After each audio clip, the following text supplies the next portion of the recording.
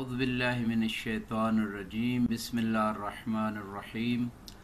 अल्हम्दुलिल्लाहि रब्बिल आलमीन वस्सलातु वस्सलामु अला सय्यिदिल अंबिया वल मुरसलीन व अला आलिहि तय्यबीन अत्ताहिरीन अम्मा बादु फ़क़द क़ाल अल्लाहु सुब्हानहु व तआला फ़ी किताबिहिल मजीद बिस्मिल्लाहिर्रहमानिर्रहीम इन्ना आतैनाकल कौसर फसल्लि लिरब्बिका वन्हर इन्न शानिअका हुवल अब्तर सदक़ल्लाहुल अलीयुल अज़ीम। हम बात करना चाहते हैं जनाब खदीजा और रसूल इस्लाम सल्लल्लाहु अलैहि अजमईन की औलाद, ख़ुसूसन उनकी बेटियों के हवाले से जो बहस की जाती है, तो कुरान, रवायात, अहले सुन्नत की कुतुब से भी ये बात साबित है कि रसूल इस्लाम की एक ही बेटी है और बाकी जो हैं वो जनाब खदीजा सलामुल्लाह अलैहा ने उनको पाला था। और जिन बच्चियों को पाला जाता है उस ज़माने में ख़ुसूसन ले पालक बच्ची या बच्चे को उसी का बेटा या बेटी समझा जाता था जो शख्स उसे पालता था। जैसे कि जनाब ज़ैद को रसूल इस्लाम ने पाला और अरबों मशहूर हो गया कि ये रसूल इस्लाम के बेटे हैं, और कुरान को फिर बाकायदा नफ़ी करना पड़ी कि ये तुम में से मर्दों में से किसी के बाप नहीं हैं। और उसकी भी रीज़न आगे तफसीली कुरान के अंदर उसकी वजह यह है कि उसकी जब ज़ौजा की तलाक हुई तो रसूल इस्लाम ने जो निकाह किया तो उस वजह से लोगों में मशहूर हो गया कि ये कैसे है कि बेटे की ज़ौजा से निकाह कैसे। तो कुरान ने नफ़ी की कि ये बेटा नहीं। अगर वो नफ़ी न होती तो लोग ज़ैद को भी आज तक रसूल इस्लाम का बेटा ही शुमार करते। तो ये कुरान से साबित हो गया कि ले पालक बच्चों को जो है उसी का बेटा या बेटी कहा जाता है। ये रिवायत नज़म दुर्रुस्सिमतैन ज़रंदी अल-हनफी के सफ़ा 114 के ऊपर, सफ़ा 114 के ऊपर ये रवायत मौजूद है।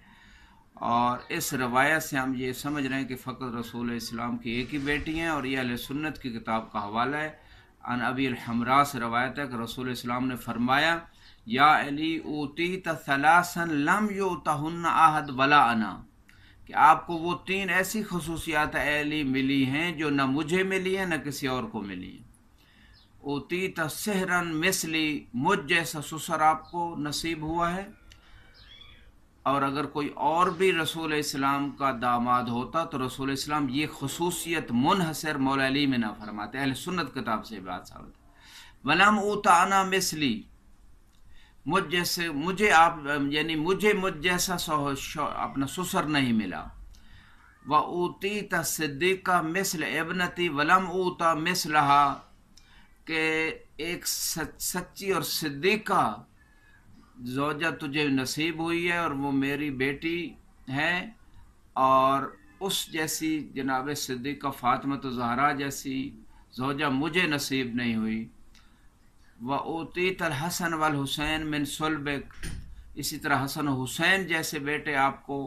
नसीब हुए। वलम ऊता मिन सुलबी मिसलहुमा, इन दो बच्चों जैसे औलाद मुझे नसीब नहीं हुई मेरी सुल्ब से। वलकिन्नकुम मिन्नी वाना मिनकुम, तो ये रवायत है। दूसरी दलील जो इस मकाम पे आज करना चाहता हूँ कि मदरसा अहले बैत अलैहिमुस्सलाम फ़िक़्ह जाफ़रिया अक़ायद इमामिया के मुताबिक जितने अम्बिया हैं मासूम हैं, विलादत से लेकर ज़िंदगी के आखिरी लहज़े तक, और इस दुनिया में आने से पहले भी उनको खुदा ने इल्म अता किए और उनको इस्मत अता की है, और वो दीन पे अमल पैरा होते हैं। ऐलान रिसालत से पहले भी रसूल इस्लाम दीन इब्राहीमी पे अमल पैरा थे। और अब सवाल ये पैदा होता है कि जो लोग कहते हैं कि नौज़ बिल्लाह वो दो बेटियां जो थीं ले पालक, उनका निकाह अबू लहब के दो बेटों से जो काफिर थे। एक तरफ तो जनाबे ज़हरा सलामुल्लाह अलैहा का ये मकाम है, लो लम यखलुकुल्लाह अलियन मा कान ले फातिमा कुफ, कि अगर अली पैदा न होते फातिमा का कोई हमसर ही नहीं था। एक तरफ रसूल इस्लाम ये फरमा रहे हैं कि जो कुल्ले ईमान है उनके शौहर, जो कसीमुल जन्ना व नार हैं, जिनका इतना मकाम है, जो 11 अम्मा के बाप हैं। तो एक तरफ तो एक बेटी के शौहर का ये मकाम कि उनका अली के अलावा कुफ भी नहीं, और दूसरी तरफ जो ले पालक बेटियां जिनको हम साबित कर रहे हैं ان کو کہہ رہے ہیں کہ وہ کافروں کی زوجہ تھی، نعوذ باللہ۔ تو یہ کون سا دین ہے؟ رسول اسلام جب دین پہ عمل پیرا ہے، کیا اپنی بیٹیاں کافروں کو دیں گے؟ تو یہ دوسری دلیل ہے جو اس مبنے پہ، تشیع کے مبنے پہ میں عرض کرنا چاہتا ہوں۔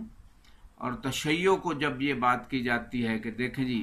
آپ کی کتابوں سے، تو اس کا بھی میں عرض کرتا ہوں جو ہماری کتابوں میں روایات موجود ہیں وہ کسی ایک کی بھی سند ثابت نہیں، جس نے بھی بات کی ہے سند نہیں۔ تاریخی روایتیں، بخاری میں کتنی ایسی روایتیں ہیں جن کو خود اہل سنت نہیں مانتے۔ لہذا یہ دوسری دلیل ہے کہ وہ رسول کی بیٹیاں نہیں تھیں بلکہ لے پالک تھیں۔ اسی طرح تیسری بات جو میں عرض کرنا چاہتا ہوں کہ رسول اسلام صلی اللہ علیہ وآلہ وسلم نے جب فدق جناب سیدہ کو دیا، قرآن کی آیت آنے کے بعد دیا، وَآتِ ذَا الْقُرْبَى حَقَّهُ، کہ اپنے قریبیوں کو حق دے دو۔ اب روایت سنی شیعہ روایت کہتے ہیں کہ جناب فاطمہ کو بلایا اور ان کو فدق دیا قرآن کے حکم کے بعد۔ اب سوال یہ، اگر دوسری بھی رسول کی بیٹیاں تھیں تو یہ قرآن کے حکم کا تقاضا اور رسول صلی اللہ علیہ وسلم کی عدالت کا تقاضا تھا کہ ان کو بھی اس فدق سے حصہ دیا جاتا، لیکن نہیں دیا گیا۔ اور یہ بات تو خود جو اہل سنت کے بعض کتابوں کا حوالہ شواہد التنزیل جلد نمبر 1 صفحہ 340 پہ حافظ حسقانی حنفی نے بات کی کہ جب یہ آیت وَآتِ ذَا الْقُرْبَى حَقَّهُ آئی تو اس وقت رسول اسلام نے جناب فاطمہ کو بلایا اور فدق دیا۔ اسی طرح اور حوالے ہیں۔ تو مختصر یہ کہ اگر رسول اسلام کوئی اور بیٹی تھی تو ان کو بھی یہ فدق میں حصہ ملتا۔ اور جناب فاطمہ کی اولاد اِنَّا أَعْطَيْنَاكَ الْكَوْثَرَ جب آس تانے دیتا تھا رسول اسلام کی بعثت کے بعد، جب 2 بیٹے آپ کے فوت ہو گئے بعثت کے 2 سال بعد، تو ابتر ہونے کا یعنی بے نسل ہونے کا تانا جب آس دیتا تھا، تو اس وقت اللہ نے سورہ کوثر نازل کی کہ ہم نے جناب فاطمہ کے ذریعے سے آپ کو ایسی نسل عطا کی ہے کہ جو قیامت تک جاری رہے گی، جس کا انتہا نہیں ہے۔ اگر دوسری بھی بیٹیاں تھیں تو ان کی اولاد کہاں ہے؟ اور اتنے زیادہ فضائل جناب فاطمہ جو احادیث میں ہیں اور قرآن میں ہیں۔ قرآن میں باقاعدہ کتابیں لکھی گئی جو آیات بی بی کی شان میں آئی۔ آیت تطہیر لے لیں، آیت مباہلہ لے لیں، سورہ دہر لے لیں اور سورہ کوثر لے لیں، بہت ساری آیات جو باقاعدہ اس پہ کتابیں ہیں کہ جناب سیدہ کی شان میں یا پانچتن کی شان میں آئی ہے۔ لہٰذا اگر اور احادیث مبارکہ، فاطمہ بضعۃ منی، فاطمہ میرے جگر کا ٹکڑا ہے، من آذاہا فقد آذانی، جس نے فاطمہ کو اذیت دی اس نے مجھے اذیت دی، ان اللہ یرضی لرضا، خدا رضا فاطمہ سے، جس سے فاطمہ راضی ہو اس پہ خدا راضی ہوتا ہے، ان اللہ یغضب لغضب، جس پہ فاطمہ ناراض ہو جائے خدا اس سے ناراض ہو جاتا ہے۔ یہ ساری احادیث کو جو مجموعہ کتب کے اندر موجود ہے، اور سیدۃ النساء اہل الجنہ، جنت کے عورتوں کی سردار جناب فاطمہ کو قرار دیا۔ اتنی احادیث جناب فاطمہ کی شان میں، اتنی آیات جناب فاطمہ کی شان۔ اگر دوسری بیٹیاں بھی جناب خدیجہ اور رسول اسلام کی بیٹیاں، ان کی شان میں کوئی ایک حدیث ضعیف و سند دکھا دے، ان کی شان میں کوئی ایک آیت دکھا دے جو بنات والا وہ حکم جو لیا جاتا قرآن سے، دیکھیں جی یہاں بنات کا صیغہ استعمال ہوا ہے کہ اپنی بیویوں اور بیٹیوں سے کہہ دے کہ وہ پردہ کریں، تو یہ جو استدلال کیا جاتا ہے یہ تو صیغہ آیا مباہلہ میں بھی جمع کا صیغہ، کئی مرتبہ قرآن میں جمع کا صیغہ آتا ہے، اِنَّا نَحْنُ نَزَّلْنَا الذِّکْرَ وَإِنَّا لَهُ لَحَافِظُونَ، مصداق ایک ہی ہوتا ہے۔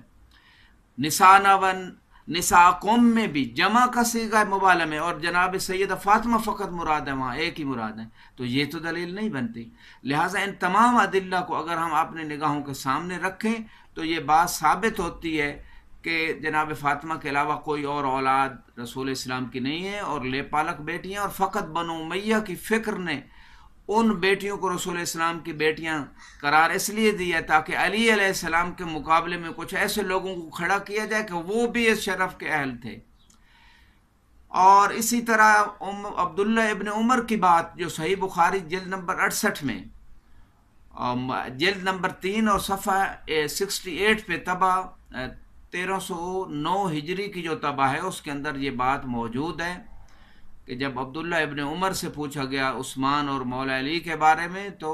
ان کا یہ جملہ موجود ہے کہ عثمان کے بارے میں کہا وَأَمَّا أَنْتُمْ فَكَرِهْتُمْ أَنْ تَعْفُوا عَنْهُ، کہ عثمان کے بارے میں یہ ہے کہ تم لوگوں نے اسے معاف نہیں کیا، یعنی اس کا قتل کر دیا۔ اور وَأَمَّا علی فابن ام رسول اللہ و ختن ہی، علی جو ہیں وہ تو رسول اسلام کے چچا کے بیٹے بھی ہیں اور ان کے داماد بھی ہیں، وہ ختن ہی واشار بیدہ فقال ھذا بیتہ حیث ترون، یہ علی کا گھر ہے جسے آپ دیکھ رہے ہیں۔ تو خود عبداللہ ابن عمر بھی اقرار کر رہے ہیں کہ علی علیہ السلام جو ہے وہ داماد رسول ہے، اگر عثمان بھی داماد رسول ہو تو اس کی فضیلت بھی یہ ذکر کی جاتی۔ اور اس کے علاوہ جو ہے اور ایک روایت میں عرض کر دیتا ہوں اس مقام پہ، جو اہل سنت کی کتاب الاستغاثہ جلد نمبر 1 پیج 68 اور 69 پہ یہ روایت موجود ہے، اور اس میں ابو القاسم کوفی کہتا ہے کہ جناب خدیجہ کی ایک بہن جس کا نام حالہ تھا، اور پہلے اس کا ایک شوہر جو تمیمی تھا، اور اس تمیمی کی وفات ہو جاتی ہے، اور اس تمیمی جو جناب حالہ کا شوہر تھا اس کی ایک اور زوجہ بھی تھی، اور اس دوسری زوجہ سے جو جناب حالہ کے شوہر کی دوسری زوجہ جو سوکن تھی، اس سے 2 بیٹیاں تھیں، زینب و رقیہ، اور تمیمی مر گیا اور اس کی پہلی زوجہ بھی فوت ہو گئی۔ اب جناب حالہ جو ہیں اور وہ 2 بیٹیاں جو جناب حالہ کے شوہر کی بیٹیاں تھیں، ان کی بیٹیاں نہیں تھیں زینب و رقیہ، ان سب کو جناب خدیجہ نے اپنے پاس رکھا اور ان کے مصارف و اخراجات کو برداشت کیا۔ تو اس کے بعد یہ مشہور ہو گیا کہ یہ جناب خدیجہ کی بیٹیاں ہیں، اور لہٰذا اور حالہ بھی بعد میں فوت ہو گئی، تو وہ دونوں بچیاں جناب خدیجہ رسول اسلام کی گود میں تربیت پاتی رہیں، اور مشہور وقان العرب یزعمون ان ربیبہ بنت، عرب یہ خیال کرتے تھے کہ ربیبہ جو ہوتی ہے جو لے پالک وہ بھی بیٹی ہوتی ہے۔ میں نے قرآن کا حوالہ بھی دیا، زید کو بھی لوگ بیٹا سمجھ رہے تھے رسول اسلام کا، تو یہ روایت بھی بتا رہی ہے۔ اسی وجہ سے یہ دونوں بیٹیاں رسول اسلام کی طرف ان کی نسبت دی گئی، حالانکہ یہ رسول اسلام کی بیٹیاں نہیں تھی پہلے۔ تو یہ استغاثہ کتاب کا میں نے حوالہ دیا۔ ان تمام باتوں کو مختصر انداز میں اس لیے پیش کیا ہے کہ جو اہل بیت کی شان کو سمجھتا ہے، اور اہل بیت کے دشمنوں نے اہل بیت کی شان کو گھٹانے کے لیے اور اہل بیت کے مقابلے میں دوسرے لوگوں کو لانے کے لیے جو تاریخی گھپلے کی ہیں، اس کے مقابلے میں اہل ایمان کے لیے اتنا ہی کافی ہے کہ قرآن بھی گواہی دے رہا ہے ایک بیٹی ہے، احادیث رسول بھی گواہی دے رہے ایک بیٹی ہے،